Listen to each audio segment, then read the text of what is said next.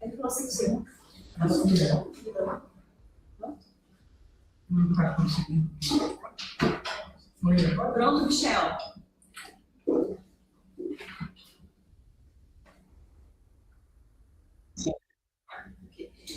Boa tarde a todos. Meu nome é Kátia Panhano, eu sou médica do Hemocentro da Unicamp e também faço parte da diretoria da International CML Foundation, que está apoiando esse evento, em conjunto com a Faculdade de Ciências Médicas. O Hemocentro da Unicamp tem celebração ao Dia Mundial de HMC, que vai ser semana que vem, dia 22 de setembro. Essa data é bastante emblemática porque ela fala justamente do 9/22 da translocação cromossômica da HMC. Então, por isso que é celebrada nesse dia. E a gente sabe, né, que a introdução dos inibidores de tirosinase, né, mudou muito o tratamento dos pacientes, e por isso que hoje a gente convidou o professor Hematologia para nos falar sobre a LMC em 2024, o que nós temos de novidades sobre isso. Esse evento ele vai estar sendo transmitido também via YouTube e também com perguntas no final da apresentação. So now I'd like to introduce Dr. Ihara Tala. He's a professor of medicine and associate director of the cancer service line in the Medical College of Wisconsin Division of Hematology and Oncology. He's also the co-chair of the Eastern Cooperative Group Leukemia Committee and administrative director of the John Cure CML Consortium. And he's also a member of the ICMLF Scientific Advisory Committee. I also want to highlight all the skills he has. He climbed with his other supporters of ICML Foundation, Mount Kilimanjaro in 2019 and Annapurna last year. And you were fundraising for the ICMLF. Welcome, Ihara. We're very glad to have you here. It's an honor. And now, all the stage is yours. Thank you very much.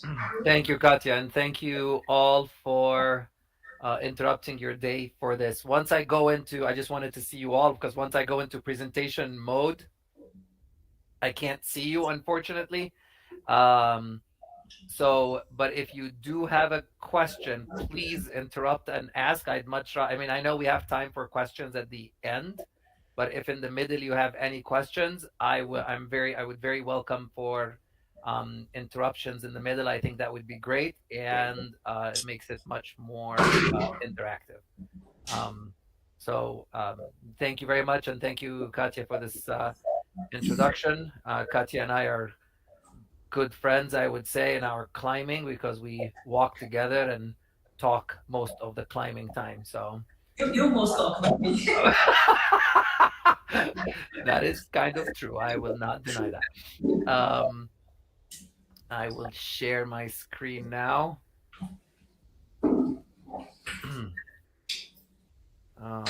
This over here. Entire screen 1. And share and put this back in here. Oh, sorry.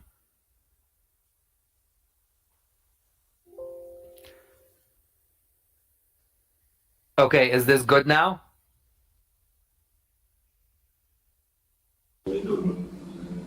Is it good now? Yes? Katya, is the presentation good? Yes. Okay, good. Thank you. So I was asked to discuss what's new in CML in 2024. So these are my conflicts of interest. I consult and do research funding with different companies specifically related to CML. So just to understand where we are in the CML landscape, if we have 10 patients with CML getting treatment with tyrosine kinase inhibitors, about half of those patients will achieve MR4 or MR4.5, which is the deep remission with the current TKIs. Of those half that achieve a deep remission, we now know, and I'll show that in a little bit later, we now know for those patients, we can attempt trying to stop their drug. If they attempt to stop their drug, half of them will be successful and the other half won't. So 20% or 2 out of every 10 patients in CML will be able to go off their drug, and you can see that they're happy over here that they're off their drug and they've achieved a successful treatment-free remission. However, the rest, or 70 to 80% of patients, will need to continue treatment essentially forever. And lastly, about 10% of patients will develop advanced phase. And here in my definition of advanced phase, I mean CML that's refractory to treatment or resistant to treatment, and also those who progress to accelerated phase and blast phase. Today, I won't be talking about accelerated and blast because that's a topic of itself. I mainly, when I describe advanced phase, are patients who are resistant to treatment. So this is the overview of the talk. I'll talk about newly diagnosed patients and what's new. I'll talk about patients who don't achieve a deep molecular response. What can we do for them? I'll talk about patients who try to stop and then can't stop. And then I'll talk about advanced phase disease. So these will be the kind of the overview of the 4 different groups of patients that are currently in CML. So I'll start out with the newly diagnosed patients. So you all know we have all these 4 drugs. I think when I was in Brazil last, when I was invited, I don't think you have all 4 as frontline. But in the US, these are the 4 frontline FDA-approved drugs: imatinib, nilotinib, dasatinib, and bosutinib. Overall, this is the first study with imatinib, the IRIS trial, with the follow-up in 2017. Patients do amazingly well with 83% 10-year survival. Since then, there have been 3 randomized trials: ENEST-ND, which compared nilotinib with imatinib, Decision, which compared dasatinib with imatinib, and B4, which compared bosutinib with imatinib. And based on these studies, all of them were FDA approved as frontline. Summarizing quickly the differences is that if you look across the 3 different studies, when you compare imatinib with any of the second-gen TKI, approximately with imatinib, there's a 5 to 7% progression to accelerated phase and blast crisis. And with the second-gen TKIs, it's about 2 to 3% or 2 to 4%. So a slightly smaller risk of progression to accelerated phase or blast crisis when we compare nilotinib, dasatinib, and bosutinib compared with imatinib. And those 3 we refer to as second-generation TKIs. We also know that with the second-generation TKIs, more patients achieve a deeper remission. And that's important because, as I mentioned earlier and will mention later again, these are the patients that you could attempt to discontinue their TKI, and they might be able to stay in remission, not on treatment. However, in none of the studies was there a difference in survival. Across all of them, none of them, bosutinib, any of the second-generation TKIs compared to imatinib, there was no difference in overall survival. There are differences in risks, and we sometimes pick the choice of TKI frontline based on the different side effect profiles of the drugs. So if someone has a lot of cardiac history, we avoid nilotinib, we use any of the other 3. If someone has history of pancreatitis, we would pick imatinib or dasatinib. If someone has a risk of lung issues, we avoid dasatinib. If someone has GI symptoms, we avoid bosutinib or imatinib. So they all are effective. They're all good. Survival is the same, and you kind of pick based on the side effect profile of the drugs. And of course, the cost of drugs. We know that generic imatinib, I have it listed here as $30,000. And actually, if you look at this, Mark Cuban, who's owner of the Dallas Mavericks, a basketball team, he opened his own pharmacy, and Gleevec is for $47 a month, $50 a month. Compared that with imatinib, nilotinib, dasatinib, we're talking $100,000 to $150,000, and ponatinib, we're talking about $350,000 a year. So huge difference in price. and it's kind of a very debatable, negotiable of which TKI should we start with and which one is the best one. Having said all that, now dasatinib is going to go generic. Actually, just became generic in the U.S. in the last few weeks. So dasatinib, also the cost of dasatinib will come down significantly. So now we have asciminib. Asciminib, what the data for the frontline study was presented recently at ASCO, and these are slides courtesy of Dr. Hughes, Tim Hughes, who gave me those slides. So asciminib, for those of you who haven't heard about it, asciminib binds to a different spot in the tyrosine, on the tyrosine kinase. So it's still a tyrosine kinase inhibitor. It just binds in a different spot. It's currently FDA approved, at least here in the US, as third line or for patients who have a T315I mutation. The natural evolution of all of these TKIs, all of them went through kind of the same process where they first get approved in later lines of therapy, and then there's a study that takes it to the front line and may get approved in the front line based on that. So this was a study where patients were randomized between asciminib or any or your choice investigator selected TKI.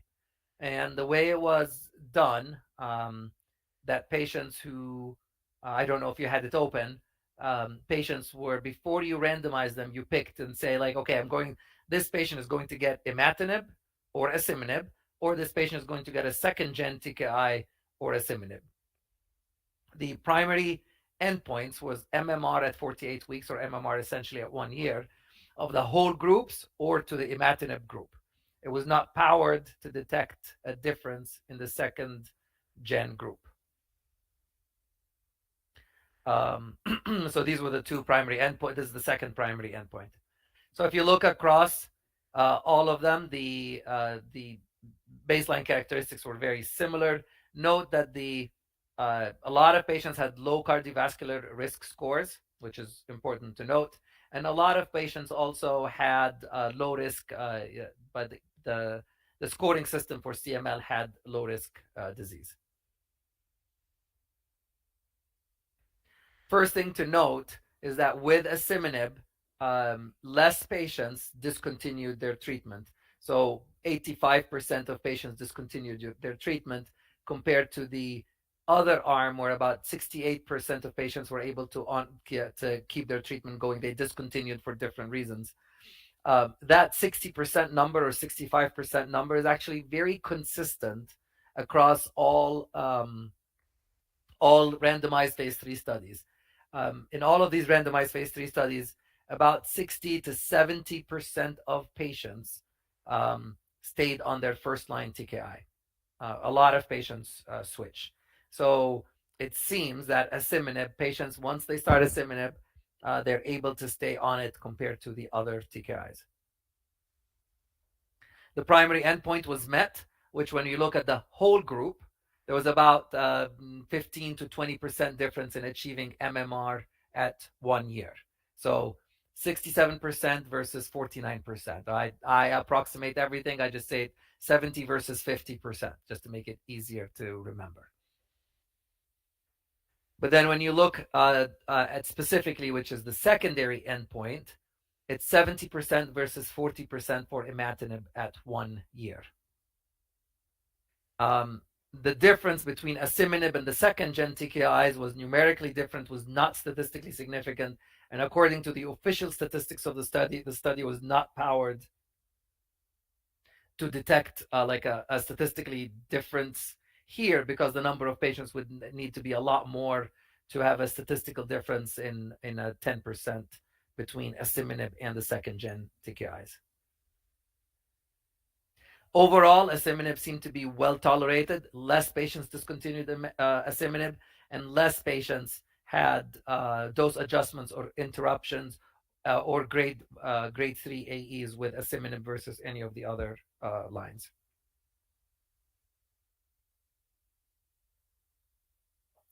So the choice of frontline TKIs currently, we know that second-gen TKIs, which are nilotinib, dasatinib, bosutinib, have a faster, deeper response.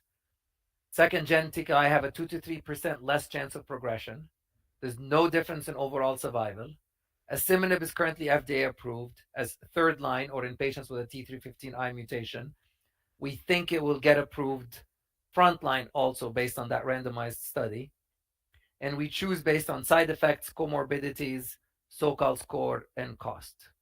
So I was asked in the hallway actually yesterday because the randomized study was just published in New England of will I switch my practice to asciminib or which TKI will I give patients now? It's going to be a hard decision, which maybe we can talk about at the end. But like if you ignore cost, if you put cost aside, asciminib seems to be better tolerated, but has shorter follow-up compared to the other TKIs that have much longer follow-up. You factor in the cost, but then the patients will tell you, I don't care about the cost. If my life is better and my side effects are less, why should I care about the cost? So it's a discussion, and we really see how things go. At least here in the US, I don't know how insurance companies will decide on that because maybe insurance companies won't let us use it frontline. But we'll see, and I'd be happy to talk about it more at the end or now if anyone has a question. Okay. The next group of patients are patients who actually have a treatment-free remission. So just a reminder for the criteria for patients who can stop, have been on TKI for at least 3 years, have a BCR-ABL low level for 1 to 2 years, and have at least 0.01 at that level for at least 1 to 2 years. We know across studies across the world, about 50% of patients who fit these criteria are able to go off their drug and stay there. We know also that the patient's quality of life does improve once they go off. It's not like they become 18 again or anything, but their fatigue is better, their depression is better, diarrhea specifically with Gleevec is better. So we know that when patients go off drug based on this study, that their quality of life is better. So TFR is a nice thing. However, not everyone reaches that sustained deep molecular response. The ENEST-ND is actually the only study that has reported TFR eligibility. Neither Decision nor Before have reported TFR eligibility. They reported depth of response by a certain time, but did not report TFR eligibility. And if you look at the TFR eligibility, it's actually pretty low. At 5 years with nilotinib, only 20% fit these criteria, and at 10 years, 50%. So you would need to stay on the drug for 10 years at least before you even fit these criteria. So move on to the next group is what about patients who do not achieve a deep response? What are we doing and what can we do for those patients? I think there's 2 main ways to think about this. First is, can we get you to a deeper remission by doing different treatments? And can we optimize the dose? 2 days ago in the clinic, one of my patients was listening to a talk by our colleague Vivian Oler, who he said she gave an excellent talk, of course. But he was kind of annoyed because all he could hear was like, we need to stop people, we need to stop people, we need to stop people, we need to get people to TFR. And he's like, I don't want to do that. Like I'm happy with my drug. I want to stay on it. I feel more comfortable being on the drug. And probably he is one of those patients that has not achieved deeper remission and is not expected to achieve a deeper remission. So I think he felt kind of like that he's a failure or that he's not up to par because everyone else could maybe have the opportunity to stop, but he will never have that opportunity. So I think it's just something, honestly, I never thought of it that way until he told me this. This was literally 2 days ago. Never thought of it that way. So for those patients, can we optimize the dose? Can we maintain their quality of life and keep them on the drug? So we have 2 studies in the US to try to get patients to a deeper response. One is adding pembrolizumab to any of the TKIs. It's run through ECOG. Accrual, unfortunately, has been very slow. I think two reasons. Us as hematologists, we're not used to give Pembro. Pembro is a PD-1 inhibitor, where patients with or lung cancer, multiple cancers receive these PD-1 inhibitors, but we don't have, excuse me, we don't have a lot of experience with it in our heme world. So I think physicians are a little hesitant. And two, it's an IV every 3 weeks. I think patients also are hesitant, especially we're talking about patients who are doing well. And I think the hesitation is to come in every 3 weeks to get an infusion. We'll see how it goes. I don't know how much data we'll be able to get out of it because, again, accrual is pretty slow. The other study that was recently reported was with the JAK inhibitor with ruxolitinib. These are slides from my colleague Kendra Sweet.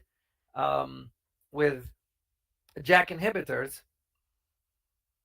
they preclinically blocking JAK stat has a role in BCR-ABL. So based on that, there was a SWOG study, a cooperative group in the United States, looking at patients who have PCR less than 1%, but still detectable. And they were randomized to either adding ruxolitinib or just continuing. It was a small study because it was more proof of concept, about 40 patients or 39 patients in each arm. Primary endpoint was getting to MR 4.5 at 12 months.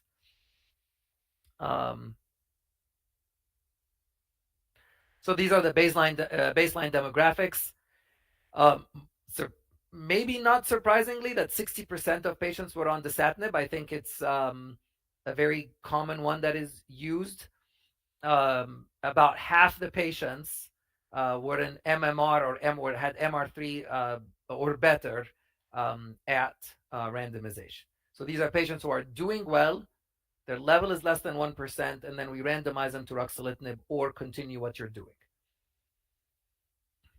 We had some interesting data. So MR 4.5, remember the primary endpoint was MR 4.5 at 12 months. You can see there's about a 10% difference between at 12 months between adding ruxolitinib or not. And this was statistically significant. I know it's only 10%. But also, if you look at MR4 at 12 months, there's actually a 20% difference in patients who are randomized to ruxolitinib or not. So this does indicate that adding ruxolitinib to a TKI could get some more patients to a deeper remission. Where we go with this after that would be interesting. Also, 30% versus 10% of patients achieve this criteria of being able to go off, of achieving the discontinuation TKI. So interesting data. In terms of tolerability, it was decently well tolerated. Anemia was a more common side effect, of course, with ruxolitinib. That's what we would expect. Up to 40% of patients developed anemia while on ruxolitinib. So the summary of is that adding ruxolitinib seems to get more people to a deeper remission, seems to get more people to fit the TKI cessation, and we really need to do this in a larger phase 3 to look at this. The difference was only 10% in the MR 4.5, but it was about 20% with the MR 4. And I never talked with Kendra, Dr. Sweet, about this, is maybe the 1 year, because the study added ruxolitinib for only 1 year. And maybe the 1 year is just not enough. Maybe we need to be a little longer. So that's just something to think about when we try to move forward with this concept of adding ruxolitinib to a TKI. And finally, can we optimize the dose? This is data from MD Anderson. It was also published.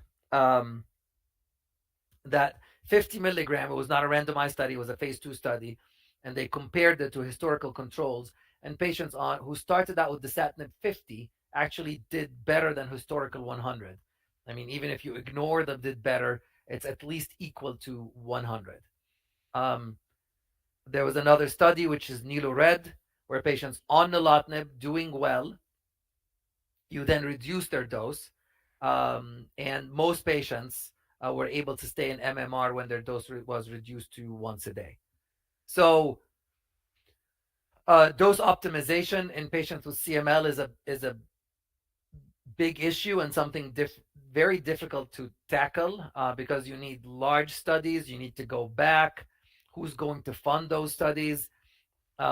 We are submitting a grant that's in a couple of weeks. I am submitting a grant to look at dose optimization for patients with CML and how can we monitor the PCR and adjust the dose just based on PCR. We'll also be looking at PK. And the goal is to acknowledge, okay, I can't get everyone to a deep remission. I can't get everyone to stop their drug. Can I make them live better by adjusting the dose and making it more customizable to that patient? Okay, so we talked about newly diagnosed patients. We talked about patients who can't get to a deep remission. What about second TFR? So second TFR are, you have half the patients achieved a deep remission. They tried to stop the drug. They were not successful in stopping the drug. And then what do we do for those patients? We have two studies which are through the consortium. One, again, uses the same idea of ruxolitinib. So adding ruxolitinib, patients who try to stop, now they're in remission. They have to be in remission for at least a year, and then they enroll on the study. This study, unfortunately, closed early. We had early stopping rules for futility, not for safety, for futility. And based on our assumption, our statistics were, if you don't do anything and attempt a second TFR, about 30% of patients will be successful. We wanted to reach to 50%. So 30% if you don't do anything, and we were saying, hey, if you add ruxolitinib for a year, we could get up to 50%. Our futility for the first 20-something patients, futility analysis deemed that we should close the study, and the study just closed. The other study is the exact same concept, but with asciminib, where we combine, and it's not just imatinib now, we amended it to include other TKIs.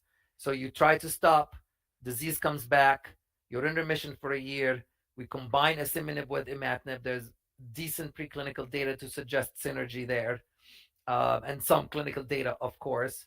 We had asciminib to any of the TKIs. We initially started out with imatinib, but amended the protocol to include all TKIs except bosutinib, and then try to stop again. Accrual is ongoing. Again, accrual is slow to this second TFR study. Both of those studies were run through the US CML consortium.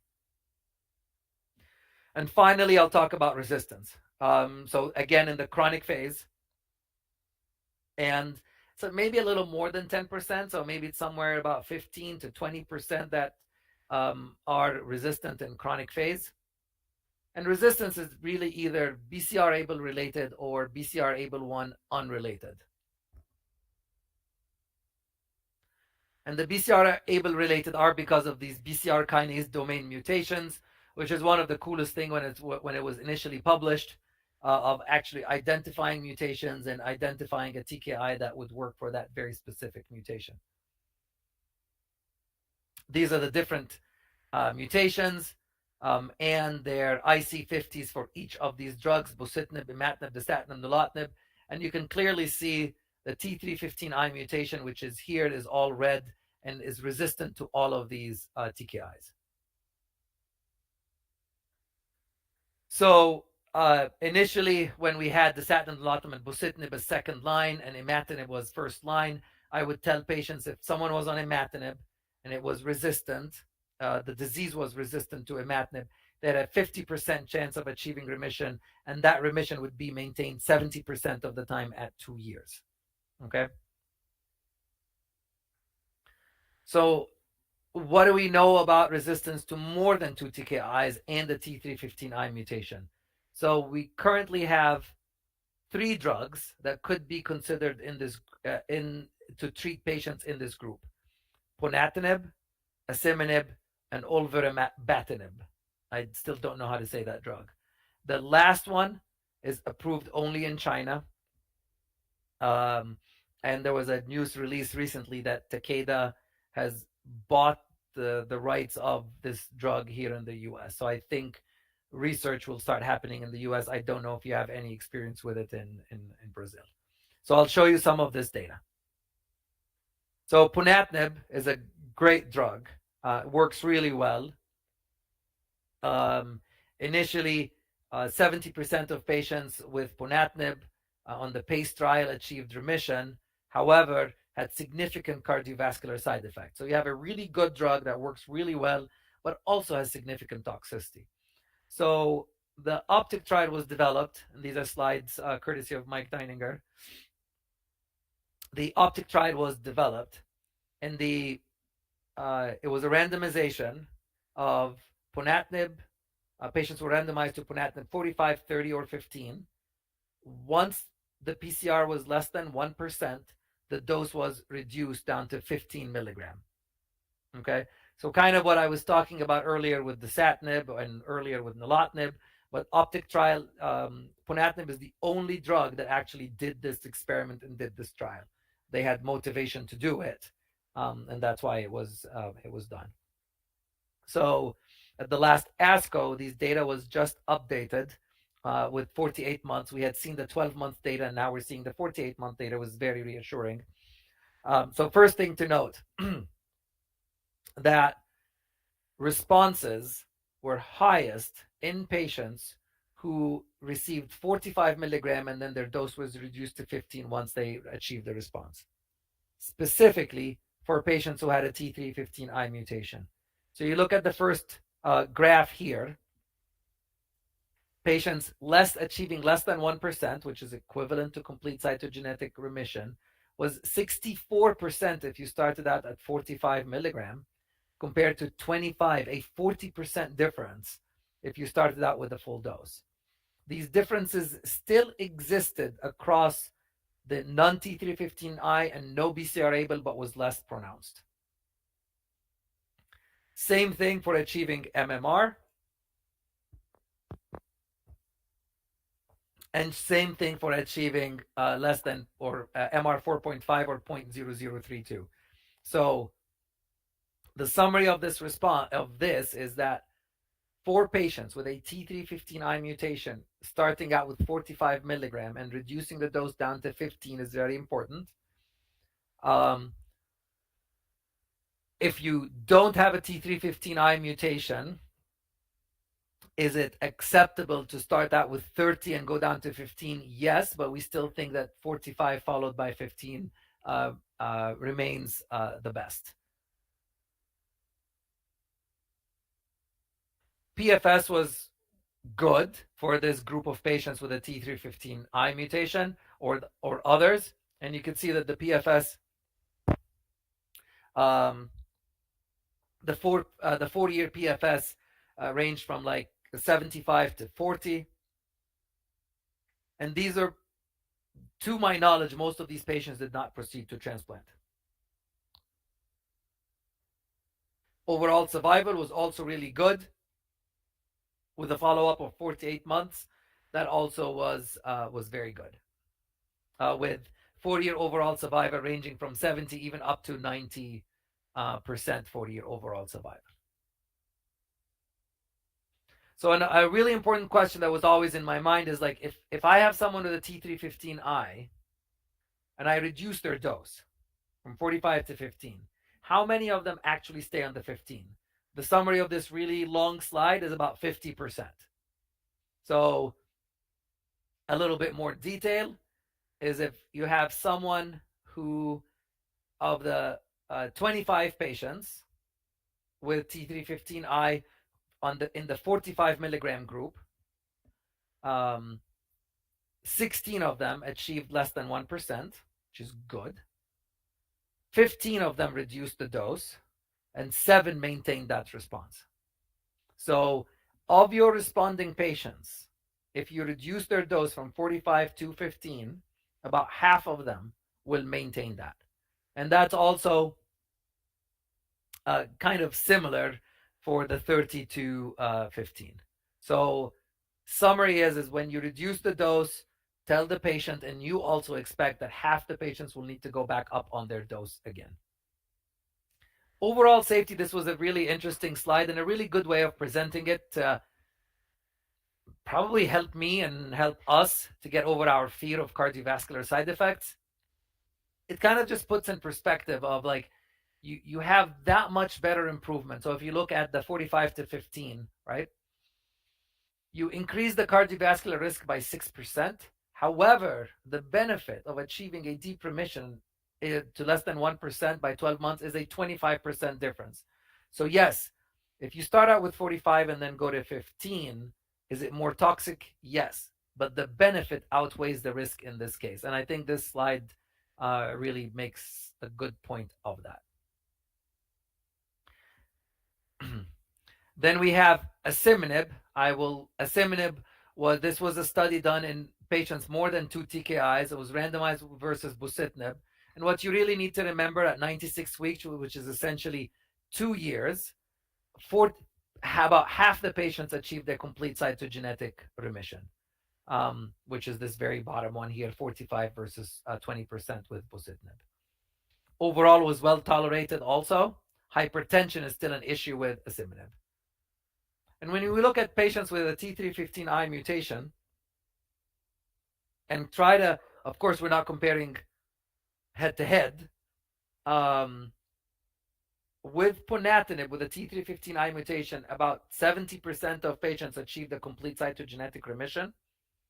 With asciminib, cytogenetic remission was not reported, but about 62% achieved less than 1%, which is equivalent to complete cytogenetic remission. Note that with asciminib, in non-T315I, the dose is 80 milligram. In the T315I, it's 200 twice a day. And then the last one is olvermatinib, which was also presented at the last ASH. This was a randomization of olvermatinib for patients who were treated with 3 prior TKIs. The remission rates were really pretty decent. Complete cytogenetic 36, MMR 27%, doubling that of the best available therapy. So it seems to be a really interesting drug. It still binds. It is an ATP binding, but is able to overcome the T315I mutation. Like I said, it's only approved in China. I have no clinical experience with it. So in summary of the whole talk, we have many frontline choices. Asciminib is most likely coming to be frontline. Don't know what to do with that. Death from disease is becoming less common. And our jobs now are optimize dose, improve TFR, and maybe develop newer and safer TKIs. What I didn't talk about is for patients with accelerated phase or blast phase, still at large, we don't really know. Do we add chemotherapy? Do we switch? They're all different. What TKI were they on before? Are they planning to go to transplant? So a huge unmet need in those patients. And we're in the US, we have the Cure CML Consortium, which is named after Dr. Jean Coury, which some of you might know. We're about 19 centers now, collaborating together to move the needle, improve patients' care. We also either work through that or through the cooperative groups to really improve the care for patients with CML. So thank you for listening. Would have been much more fun if you were here or I was over there. Just let me know if you have any questions.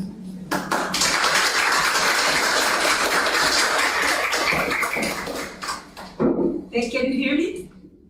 I can hear you. I'm trying to see you. Wait, I want to stop sharing. Okay, there you go. Now I can see you. Thank you very much for the presentation. Let me see if someone has a question. Okay. So I would ask you a question.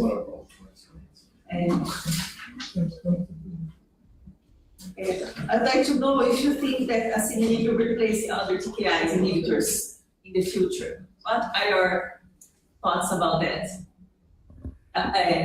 Let's forget the price problem, okay? What do you think? Do you think you have still mature data or you have to wait? Okay, let's forget the price problem, right? Okay, if we put the price problem aside, okay. imagine I'm talking to a patient, right? And I say, I have there's this new drug that has less side effects, um, and seems that patients stay on it longer, especially older patients. Would you like to try it, or would you rather have like so you know it leads to deeper responses, you know it's better tolerated, why wouldn't you use it? Right? The kind of that again, putting cost aside. Um, you would, I think at the end of the day, it will depend on comorbidities, like just like anything else. I think if someone, I would still avoid asciminib in someone who has pancreatitis, but in terms of cardiac, I mean, it doesn't seem we have a signal for cardiac. Pulmonary doesn't cause effusions or pulmonary hypertension. Diarrhea is not a common thing. I think what fatigue and pancreatitis is what's reported the most. We also have a frontline triad with asciminib, and I can really tell you fatigue, elevated amylase and lipase, and some MSK pain has been the most common thing I've seen. Um, it's a crazy struggle with the price because if it's priced like it is right now, it's 200,000 a year versus 600 a year. So it's very hard to have this conversation without thinking like, oh my gosh, how am I going to do this? Yes, yeah, I think you're right. Regarding the cardiovascular events, it looks it's safe, right? But sometimes these late side effects may come sometime later. Do you think we have also a follow-up time enough to say that that's safe in the cardiovascular point of view? So Katya's question is, do we feel comfortable with the follow-up that we have about the cardiovascular side effects? From the second line, there were like a few patients that had cardiovascular side effects. I think we have enough follow-up like we did when we switched from imatinib to dasatinib or nilotinib, right? It's about the same. You could also say, like I mentioned earlier, that patients who were enrolled on that study had low cardiovascular risk, but that's really across all the TKIs. Um, do I feel comfortable prescribing it to older patients specifically? Yes, I do. And talking a little bit about the third line treatment, we have to choose between the two third generation TKI. Here in Brazil, we still don't have approved for. We have the drug approved, but not have the reimbursement approved for dasatinib, for ponatinib or asciminib. But in US, you can pick either ponatinib or asciminib in third line. When do you choose one or the other in your clinical practice? I think for the T315I mutation with asciminib 200 BID, at least it's kind of, I don't think it's as easily tolerated as the AT daily. And I think the data for ponatinib for the T315I, especially if you start out with 45 and go to 15, is more impressive. So in I try to give for T315I, I try to give ponatinib. For the third line, I'm assuming you're asking about resistant, not intolerant, right? Because intolerant, you can, or I guess we can discuss both. For third line resistant, based on the safety data, I think I would pick asciminib first because you could make an argument, well, you don't know the long-term cardiovascular toxicity of asciminib. I'll say my opinion is yes, but you already know the risk of ponatinib. So if I can give asciminib in that group of patients, I would pick asciminib. For the intolerant patients, it will really depend on what they were on before and what was their intolerance. Like obviously, if it's pancreatitis, I wouldn't give asciminib again. If it's MSK pain, I think I would avoid asciminib if I can. So summary, T315I, I try to give ponatinib 45. Non T315I, I would lean more towards asciminib because of the better cardiovascular profile, as far as we know at this point.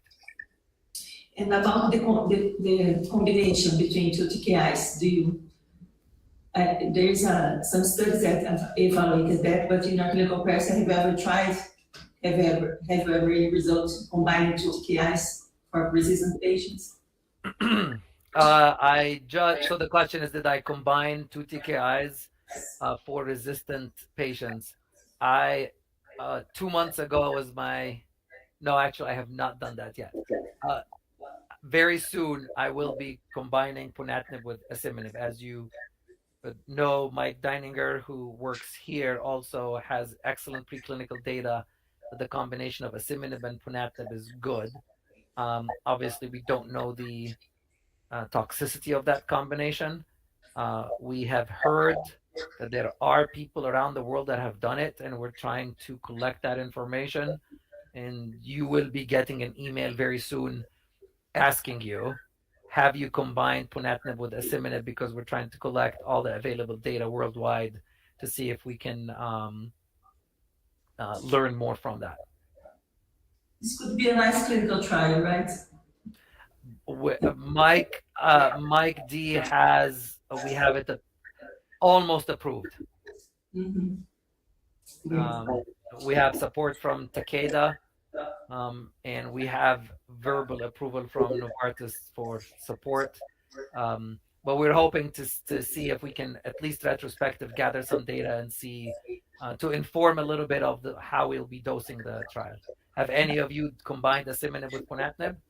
No, because we don't have asciminib. We only have in compulsive use, and ponatinib we still don't have. So, okay. But this would be something that we would be interested in participate as well if the trial comes from other international centers. Okay. The last another question. Is anyone want to ask something? Only me. Okay. You're torturing me, guys. Ask me some other question. This is terrible. What if I ask you? Shall I ask you a question? Yes. Paulo reminded me about an adverse event. It's not so frequent that we had recently with asciminib high dose. We have a patient that have an asarca, edema, generalized edema. Have you ever seen that before? Because I have 8 patients in treatment with asciminib. This was the first one I saw. Really? Yes. And it's not cardiac, like more like the Gleevec edema, not cardiac? We are investigating it. I don't remember that cardiogram. It's normal. And then we reduce the dose. We reduce the dose and give that like you do with the azatinib edema, and the patient improved. Oh no, I have not seen that. The most common I've seen really has been pancreatitis and LFTs with the higher dose. Yeah, this is very unusual. Yeah. Let me ask another question about that we always about the bone marrow transplantation. When do you now indicate transplantation for CML patients? Which situation? So really, I wait till almost to 3rd line. If they get to 3rd line, that's when I consider. Well, let me rephrase that. So chronic phase. If we start out with chronic phase. So for chronic phase, I wait till 3rd line and then consider transplantation. If I have a younger patient who's not responding on 2nd line, I do the NGS and see if there's an ASXL1 because that could guide a little more. For patients with blast phase, as soon as they, whether on a TKI or newly diagnosed, they go to transplant. For patients with accelerated phase, give them TKI first. If they don't have a really good response, I move them to transplant. Or if they develop accelerated phase on a TKI, that's when I would send the patient to transplant. I probably send the patient to transplant like once a year, twice a year, something like that. We have some people from transplant here. Oh, you have some transplanters there. You guys are great. We love you. And also Vanessa, who recently in the online here. She's just okay here as well. Okay, I think we are almost finishing. I'd like to thank you again for being here. And Vanessa wants to ask you something. There she is. Hi, Good to see you. How are you? Fine. I have a last question. Please. Can I?